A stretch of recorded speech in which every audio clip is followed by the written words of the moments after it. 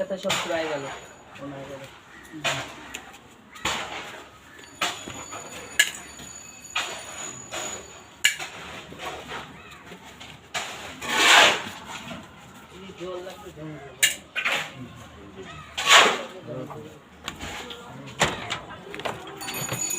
সিঁড়ির চাতালের অড, সিঁড়ির অড 4 ইঞ্চি গ্যাপে গ্যাপে দেবেন। সিঁড়ি হেভি সুন্দর স্ট্রং হবে, সব থেকে ভালো হবে। 5 ইঞ্চি গ্যাপে গ্যাপে দিলে সিঁড়ি একটু কমজোরি হয়ে যায়, রডের গ্যাপটা একটু বেশি দিলে।